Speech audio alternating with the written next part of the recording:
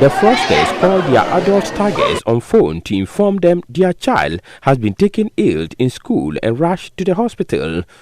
They would demand for money, in some instances in thousands of cedis, via mobile money, supposedly for emergency care.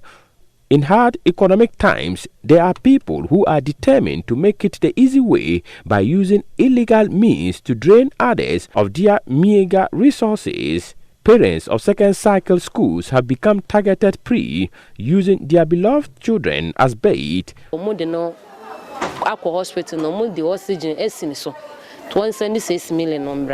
Al-Hassan is in her late 30s. Her son, Kingsford, is first-year student of Al-Azhariya Islamic Senior High School at Old Tafu in Kumasi. An unknown caller preyed on mother and son, compelling the woman to part with 1,200 Ghana cedis, which is gone with the wind. I was in Abofo when my brother had a distress call that Kingsford Asari has been admitted at the hospital, and doctor said he needed oxygen, so my brother should send 600 cedis for medical treatment.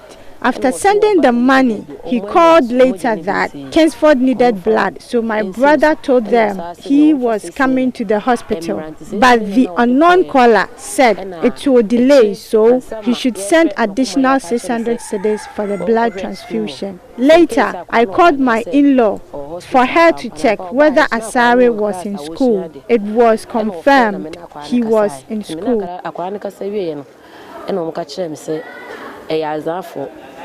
In the beginning, Crampo Medica Busa Mekumane say, we are sure say, Aqualano, dear friend. Initially, I called my in-law so we could verify from the school. I got to the school during break time and I saw him at the entrance.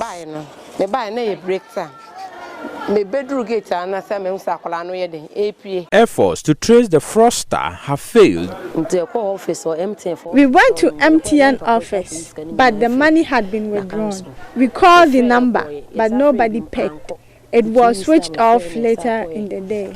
2 weeks later, we called and told him we have cast the disease on him, which he claimed my son was suffering from.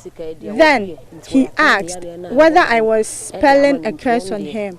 I replied, we are only casting back that disease to him, and that it is our prayer that my son won't fall sick again.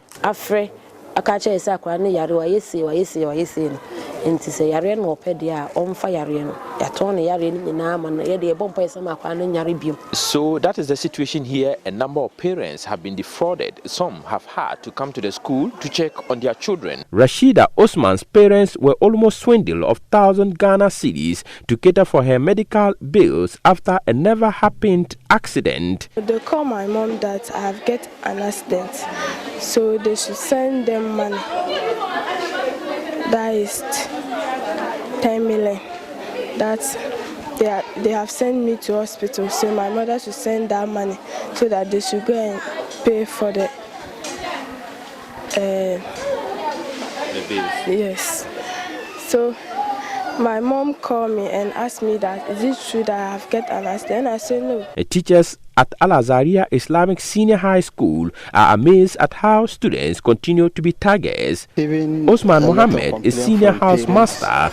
Parents will call with the claim that they receive a call from unknown person claiming that their wards have been rushed to the hospital and they need an amount of money before doctors will attend to their wards.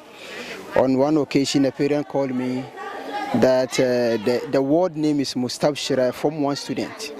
According to the parents, that they've rushed the girl to the Konfanochi Teaching Hospital, and out of that time, they asked the parent to send them 700 Ghana cedis before doctors will attend to the girl. Mr. Mohammed himself is not spared. Myself, my wife also received a call from an unknown person like that the ward has been sent to a hospital. So she asked, which hospital, which of my ward? I have so many children, and they couldn't say anything. My name is Abdul Nasser Usman Umar Hafiz.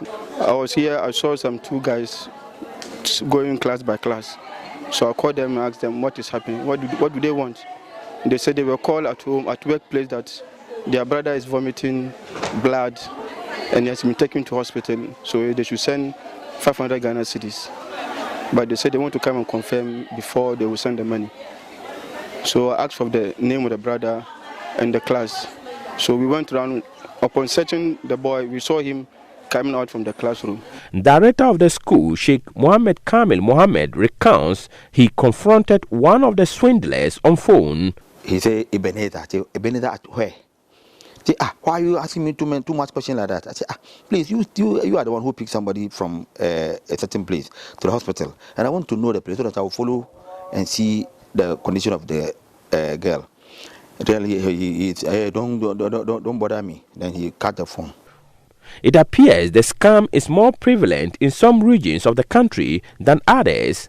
On social media, some Ghanaians have started raising red flags, alerting relatives and friends on what can befall them if they fail to watch before they leave. Mahmud Mohammed-Nurudeen reporting.